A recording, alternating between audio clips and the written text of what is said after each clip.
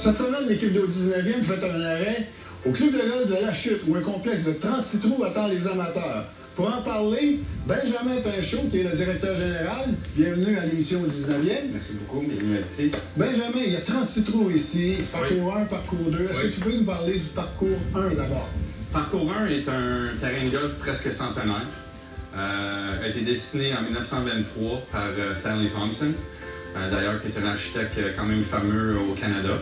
Un terrain qui est très mature, a beaucoup de relief naturel, des allées qui sont très larges, donc la facilité de jeu permet un temps de jeu qui est assez vite et efficace. C'est un terrain qui est très populaire, qui est multigénérationnel. Un terrain que nous essayons d'ailleurs de vraiment ramener à une qualité exceptionnelle pour le futur. Pour ça, il faut évidemment couper des arbres, il faut couper même ou abaisser ou tailler des arbres en fonction du jeu des amateurs. Absolument. Donc, est-ce que vous avez fait la même chose sur le parcours numéro 2? En fait, parcours numéro 1, nous avons déjà coupé autour de 150 arbres. Et parcours 2, nous sommes un petit peu plus chanceux parce qu'il y a beaucoup moins d'arbres qui sont situés près du green. Donc, au niveau d'enlever les arbres afin d'améliorer l'agronomie du terrain, les travaux sont moins nécessaires.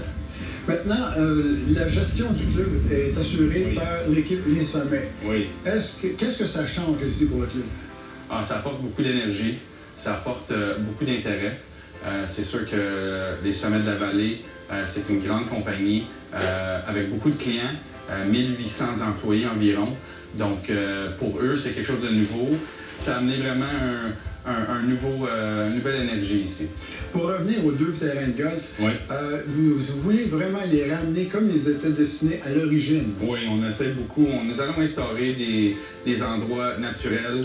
Nous aimerions vraiment sortir le relief du terrain. Nous essayons vraiment de mettre un effort sur la qualité du parcours. Comme tout le monde le sait, le club de golf La Chute est un très beau terrain de golf, bien dessiné, que le monde aime jouer. Et nous voulons juste améliorer la qualité de jeu pour nos clients. Qu'est-ce qui a dû être fait vraiment pour remettre le club en bon état?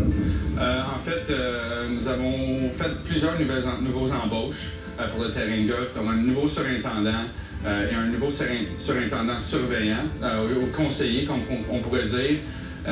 Nous avons fait des investissements cette année au niveau des voiturettes. Et d'ailleurs, encore plus important, c'est notre nouvelle flotte de machinerie sur l'entretien terrain. Nous avons fait des investissements majeurs sur de la machinerie qui est neuve, qui est très avancée au niveau technologique. Avec la réouverture du club de golf La Chute, il y a 75 emplois qui ont été conservés. Donc, pour moi, à un niveau local, je suis très fier d'avoir été capable de garder le golf ouvert, donner des emplois, et non seulement ça, mais que le golf a un impact économique direct dans notre village, dans notre petite ville de La Chute. Donc, avec 50 à 55 000 rondes de golf, il y a du trafic, il y a du volume, et tous les petits commerces autour du golf en bénéficient.